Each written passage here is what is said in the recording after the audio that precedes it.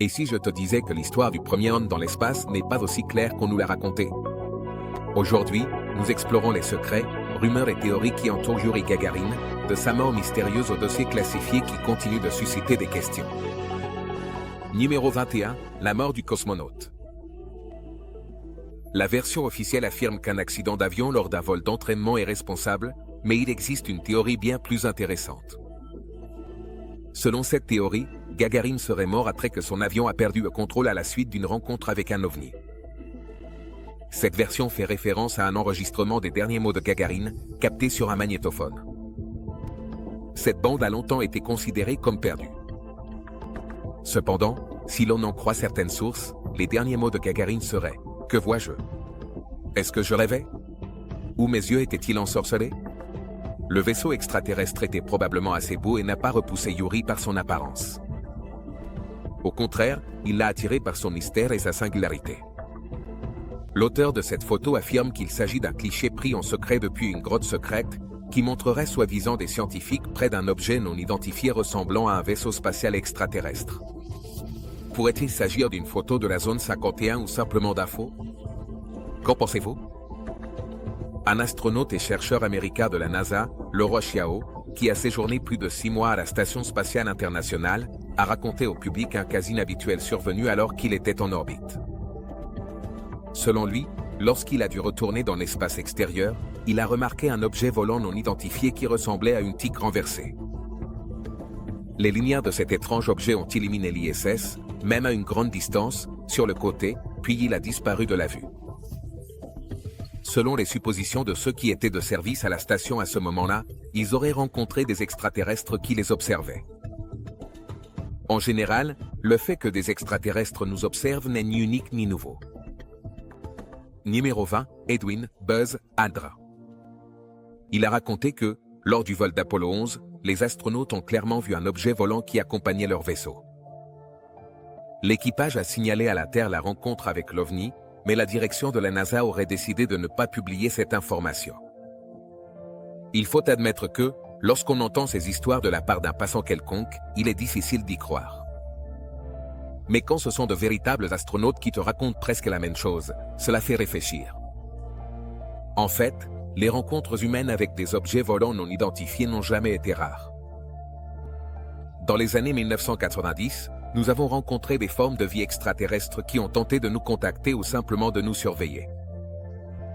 Le 20 mai 1991, à 17h30, le cosmonaute Moussa Manalov filmait depuis le hublot de la station spatiale Mir le moment de l'amarrage avec le vaisseau Soyouz TM-12, à bord duquel arrivait la 9e expédition principale.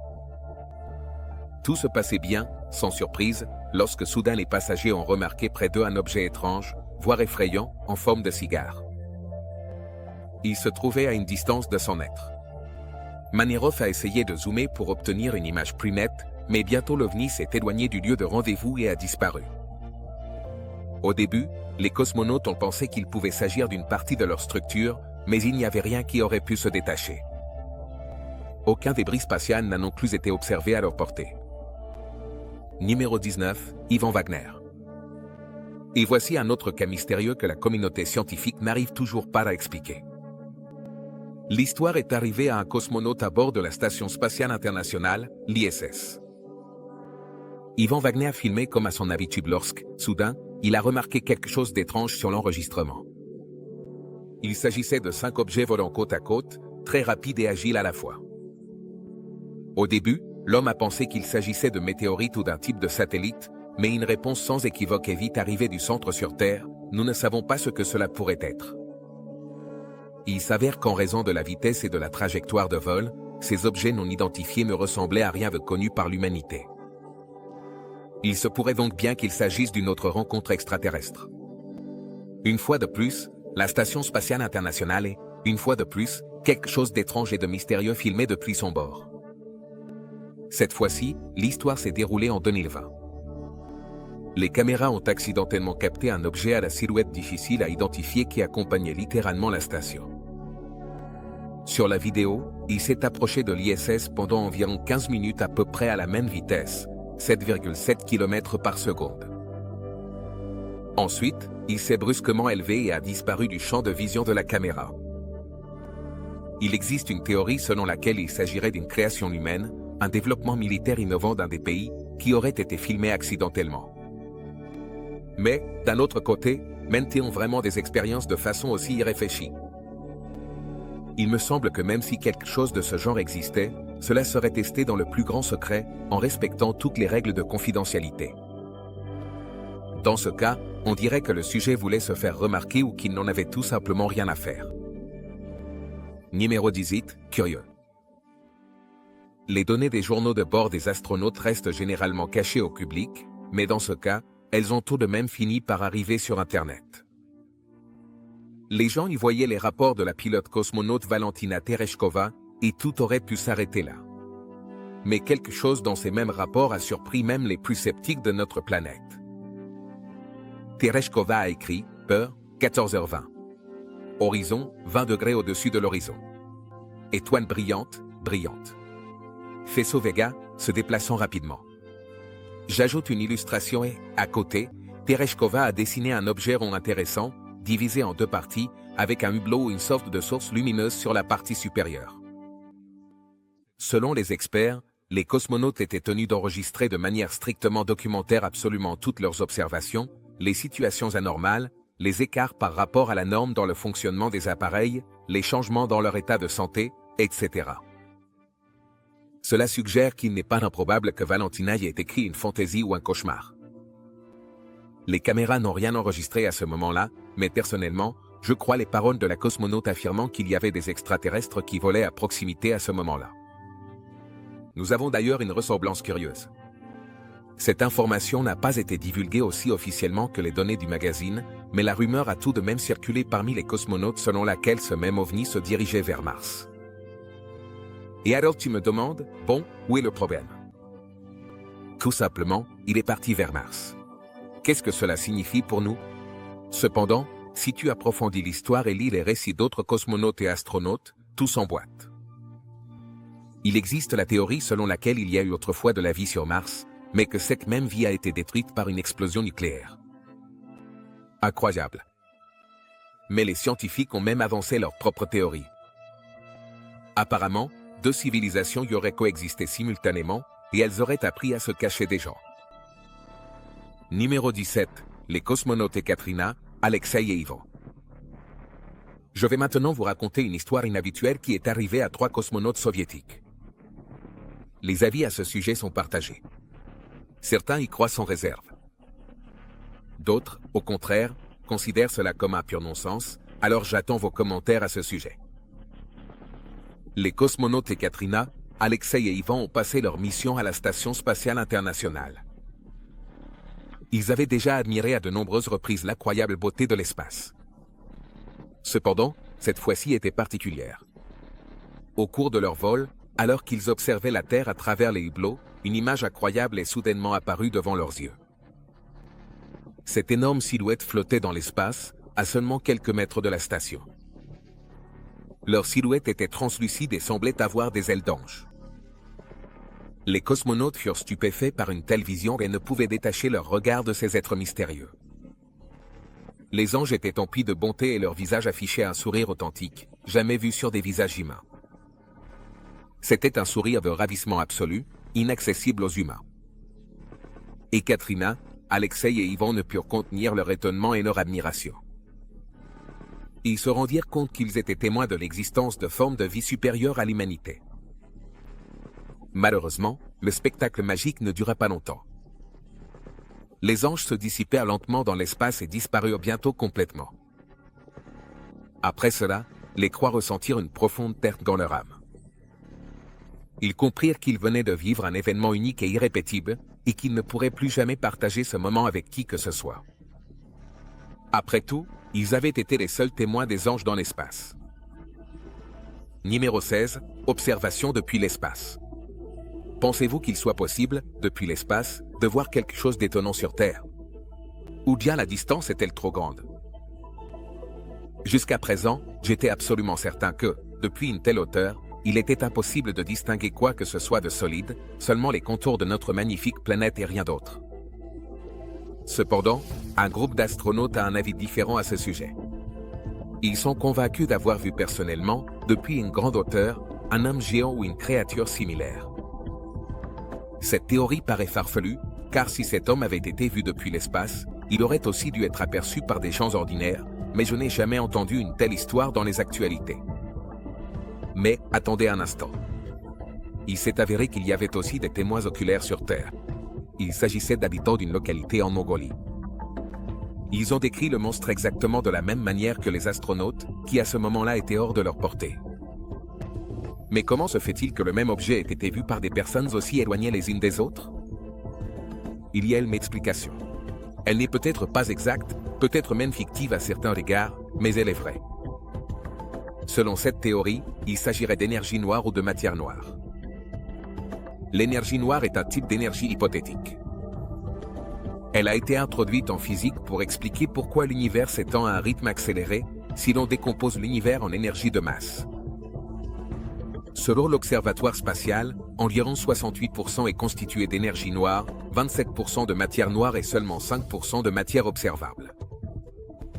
Alors que la matière noire possède une gravité et ne participe pas à d'autres types d'interactions, l'énergie noire, en revanche, représente l'antigravité.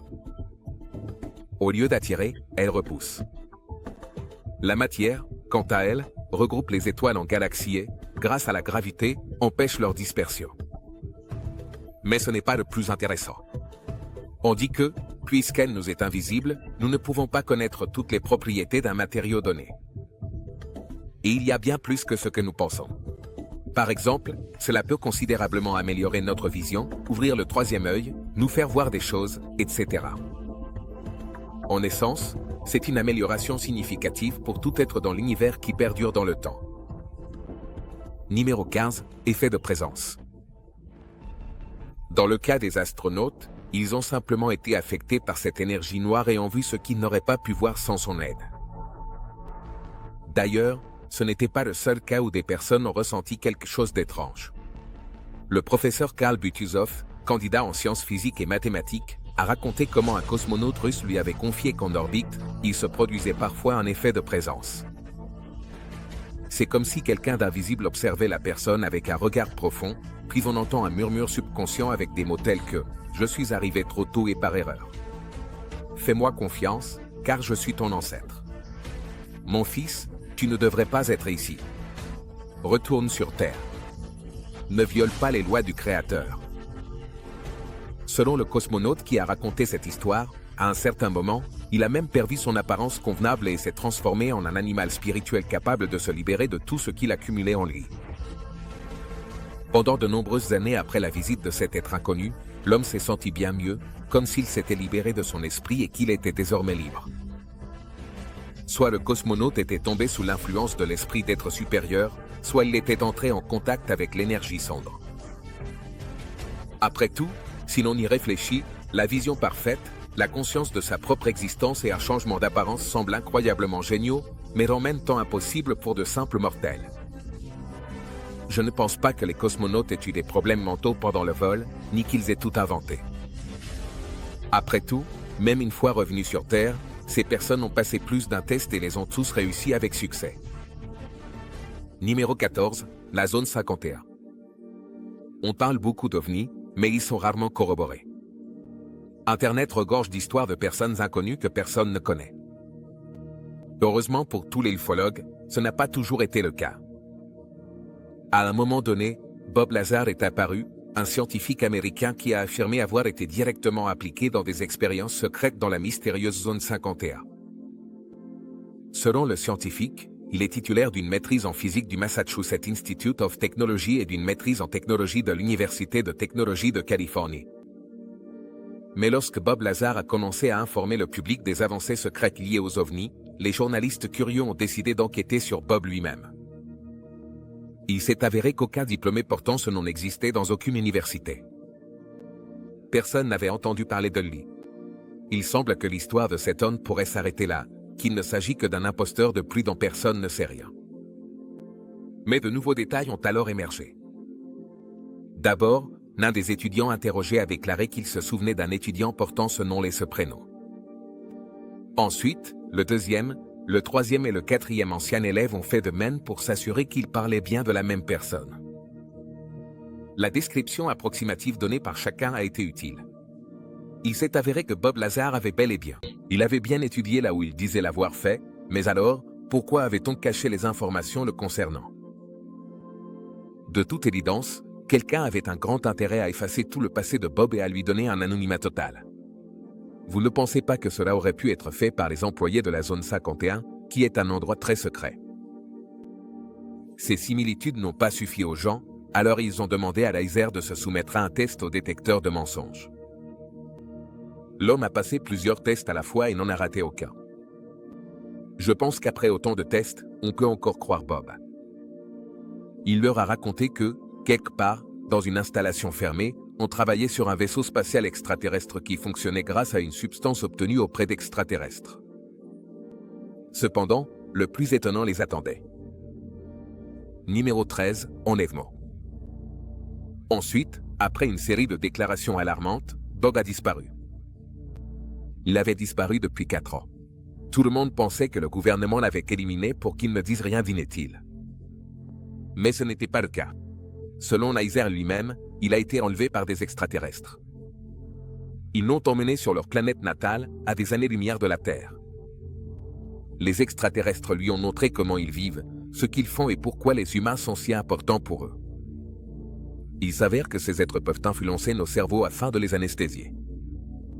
Cela se fait sans contact physique, à partir d'une source distante. Pour nous administrer une telle anesthésie, le cerveau doit être dans un état de relaxation similaire à celui requis pour l'hypnose. Si le cerveau est soumis à une quelconque stimulation externe, par exemple des stimulateurs ou de la musique forte, ces manipulations du système nerveux deviennent inefficaces. En résumé, nous sommes manipulés pour évoluer dans la direction souhaitée par des êtres plus évolués. Selon les extraterrestres, les humains ont été modifiés génétiquement plus de 70 fois. Numéro 12, Granger Taylor. C'est le nom du prochain homme de notre épisode, qui est né et a grandi dans la ville canadienne de Duncan. Dès son plus jeune âge, l'enfant montrait de grandes promesses. Ses parents et tous ceux qui l'entouraient remarquaient qu'il était différent des autres enfants en termes de développement. Alors que les autres construisaient des cabanes avec des bâtons et des feuilles, Taylor travaillait le métal et a réussi à ériger une soucoupe aussi inhabituelle. Étonnamment, l'enfant affirmait l'avoir construit sans rien savoir des ovnis. Le croquis lui était apparu à plusieurs reprises en rêve et, un jour, il a voulu le réaliser. Les exploits de l'enfant ne se sont pas arrêtés là. Il a commencé à s'intéresser activement à l'étude des ovnis et est devenu ufologue. Ses parents et tous ses amis considéraient Taylor comme un grand scientifique du futur. Mais un jour, il a disparu en un instant. Il a laissé une lettre à ses parents leur disant qu'il avait réussi à entrer en contact avec des extraterrestres et qu'ils avaient accepté de l'emmener voyager dans l'espace. Voici les mots de la lettre. « Chers parents, je suis parti voyager à bord d'un vaisseau extraterrestre, comme me l'annonçaient mes rêves récurrents. Un voyage interstellaire de 42 mois pour explorer l'immensité de l'univers, puis revenir. Je vous laisse tous mes biens, car je n'aurai plus besoin de rien. S'il vous plaît, suivez les instructions de mon testament comme guide. Avec affection, Granger. » Il est difficile d'imaginer à quel point cela a été dur pour ses parents à ce moment-là. Mais, comme ils l'ont dit plus tard, après quelques semaines, ils ont accepté la décision de leur fils et l'ont soutenu. Cependant, ils n'ont jamais cessé de penser que leur proche avait été enlevé par quelqu'un ou qu'il était devenu fou et se trouvait désormais quelque part, complètement seul. Numéro 11, George Adamski. George Adamski, un immigré polonais aux États-Unis, affirma avoir eu une rencontre extraterrestre en 1952. Lors d'un pique-nique dans le désert de Mojave, lui et ses amis ont vu un objet en forme de cigare ainsi qu'un disque argenté qui est descendu à proximité. En s'approchant, un être humanoïde aux cheveux blonds vêtu d'une combinaison métallique est apparu. Selon Adamski, ils ont communiqué par télépathie et le visiteur, prétendument originaire de Vénus, a exprimé son inquiétude concernant la radiation nucléaire sur Terre. Bien que les photos de la rencontre ne montraient aucun signe de manipulation, la crédibilité d'Adamski s'est effondrée lorsqu'il a commencé à ajouter des détails de plus en plus fantastiques à son histoire. Numéro 10, la disparition de Frédéric Van Antich. En 1980, Frédéric Valentich, un pilote de 19 ans passionné par les ovnis, a disparu alors qu'il survolait l'Australie. Au cours d'un vol de routine de 235 km vers l'aéroport de Moorabbin, il a signalé à la base qu'une soucoupe volante le suivait. Après avoir décrit l'objet inconnu et exprimé son inquiétude, il a perdu le contact. Ni lui ni son avion n'ont jamais été retrouvés et le département des transports australien n'a pas pu déterminer les causes de sa disparition. En 1954, lors d'une conférence sur les ovnis, une mystérieuse fillette est apparue, affirmant venir de Vénus. Elle se distinguait aux côtés de deux hommes par ses traits particuliers, un large front, un nez proéminent, des cheveux blonds et des yeux presque noirs. Lorsque les journalistes ont tenté de l'approcher, elle et ses deux accompagnateurs se sont enfuis dans la forêt à une vitesse incroyable, sans laisser de traces. Cet incident a alimenté les théories sur la présence d'extraterrestres vivants parmi nous. Numéro 9, l'affaire de la chaîne des Cascades, survenue en 1947. L'homme d'affaires américain Kenneth Arnold voyageait en avion de Shrevey à Yakima, dans l'État de Washington. L'homme avait entendu dire qu'un avion s'était perdu à cet endroit et il décida de partir à la recherche de l'épave, puisqu'il lui restait encore du temps avant une prochaine conférence. Mais, sans s'en rendre compte, il fut témoin de quelque chose d'incroyable. Alors qu'il volait à haute altitude, Arnold aperçut un éclat provenant de 9 objets situés à 40 km de lui. Selon ses propres dires, ils volaient très vite et disparurent de sa vue pendant environ 3 minutes. Il observa une chaîne d'objets se déplaçant au-dessus de l'eau, comme des soucoupes volantes. Ils manœuvraient entre les hautes montagnes. Ils étaient plats comme des poils et reflétaient les rayons du soleil comme un miroir. Lorsque l'homme d'affaires arriva, il raconta immédiatement l'histoire à tout ce qu'il put, ce qui provoqua une grande indignation publique. Certains commencèrent à le croire inconditionnellement, tandis que d'autres étaient convaincus qu'il avait confondu les objets avec des missiles ou quelque chose de ce genre, puisqu'il y avait un terrain d'entraînement militaire à proximité. Oui, moi non plus je n'aurais pas cru cette histoire aussi facilement. Numéro 8, l'île Maury. Harold Dan naviguait avec son fils et un ami à la recherche de bois flottés lorsqu'ils aperçurent d'étranges objets dans le ciel, de grands anneaux flottants sans centre. L'un des objets a aidé un autre qui semblait endommagé, lequel a ensuite jeté des débris dans l'eau près du bateau. Cette nuit-là, un mystérieux homme en noir rendit visite à Dal, lui demandant de garder l'incident confidentiel. Dal est resté silencieux pendant des années, jusqu'à ce qu'un événement similaire dans une école australienne en 1966 le pousse à parler. Dans ce cas, toute une école, élèves et professeurs, ont vu 3 objets métalliques flottant au-dessus du bâtiment. Ils ont également reçu des avertissements de personnes habillées en noir pour garder le secret, même si cette fois les témoins ont décidé de rendre l'observation publique. Le fait que tant de personnes aient rapporté la même histoire rend difficile de rejeter ces événements comme de la simple fiction. Numéro 7, le Pentagone. Sur les images du Pentagone, on peut entendre un responsable du Pentagone informer ses collègues de ce qui se passe. Dans la vidéo, il y a toute une flotte d'objets. Oh mon Dieu!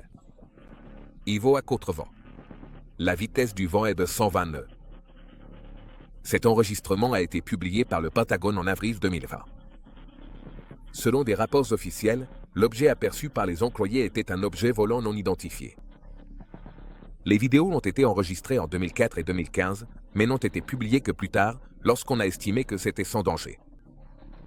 Dans l'une des vidéos, on peut voir quelque chose qui ressemble à un ovni en forme de tic-tac voler dans le ciel. L'enregistrement a été filmé par des pilotes de la marine et l'un d'eux, à en juger par ses commentaires, est sous le choc. Les témoins ont déclaré plus tard que le disque se déplaçait de manière imprévisible. En une seconde, l'objet pouvait disparaître de l'endroit où il se trouvait à peine un instant auparavant.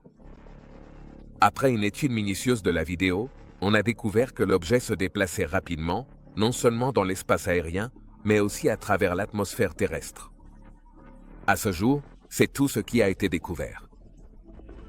Numéro 6, l'essence d'un objet volant mystérieux. Est-ce simplement de la fiction ou du sensationnalisme? En 2021, cette vidéo, enregistrée en Inde, est rapidement devenue virale sur les réseaux sociaux après sa publication. En fait, en la regardant, on comprend pourquoi. La vidéo a été filmée par 2 hommes tard dans l'India à Jharkhand. Sur l'enregistrement, on peut voir une silhouette humanoïde grande, mince et nue, marchant nonchalamment sur la route, sans prêter attention aux voitures qui passent.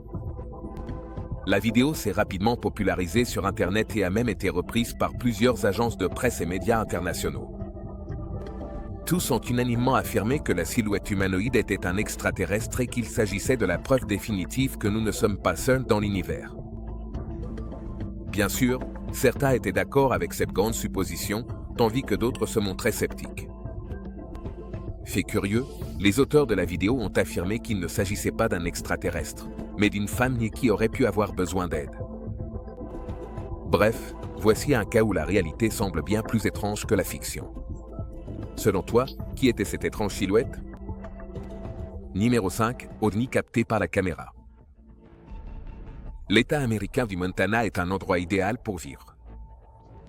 Cela semble plutôt paisible, surtout si tu vis en dehors de la ville. Mais si les enlèvements extraterrestres te font peur, ce n'est pas l'endroit qu'il te faut.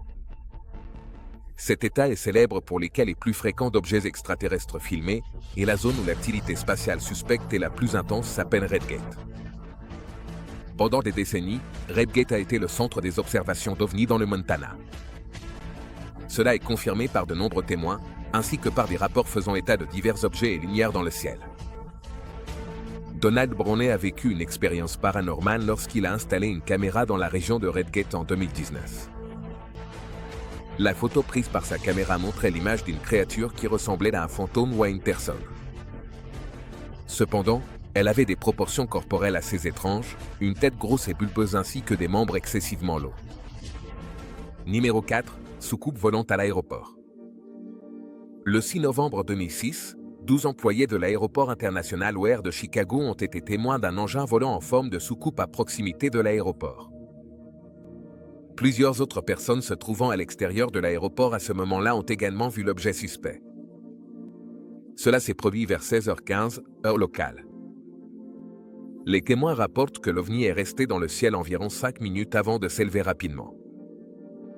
Les autorités de l'aéroport affirment qu'il ne pouvait absolument pas s'agir d'un avion.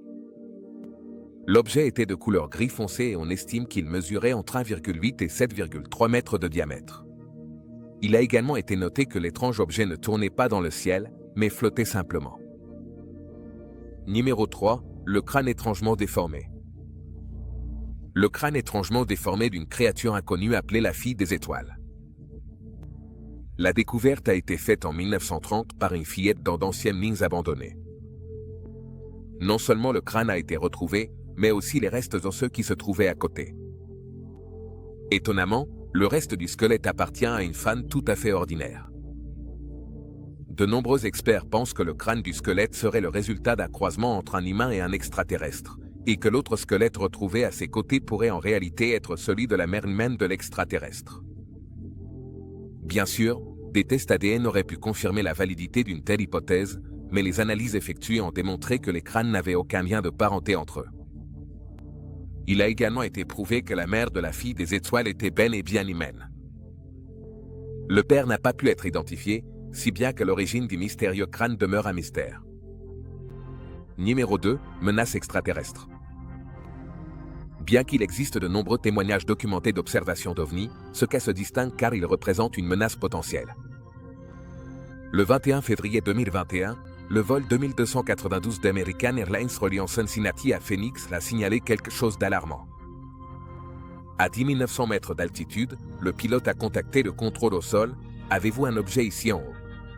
Nous venons de voir quelque chose passer juste au-dessus de nous. » Il a décrit un objet cylindrique non, semblable à un missile de croisière, se déplaçant à environ 740 km/h. L'objet a disparu sans laisser de traces sur les instruments.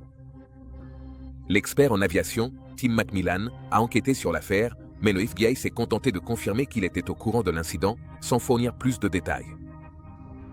Bien que le champ de missiles de White Sands ait nié avoir effectué des essais ce jour-là, la nature de l'objet, qu'il s'agisse d'un missile secret ou d'autre chose, soulève de sérieuses préoccupations concernant la sécurité aérienne. McMillan suggère qu'il pourrait s'agir d'un objet similaire à celui observé 18 ans plus tôt. Numéro 1. Tic Tac ovale. Il ressemble à l'étrange objet par son apparence. Il est familier aux pilotes de la marine depuis 2004. Peut-être ne saurons-nous jamais s'il s'agissait d'un drone équipé de missiles ou d'un tic-tac.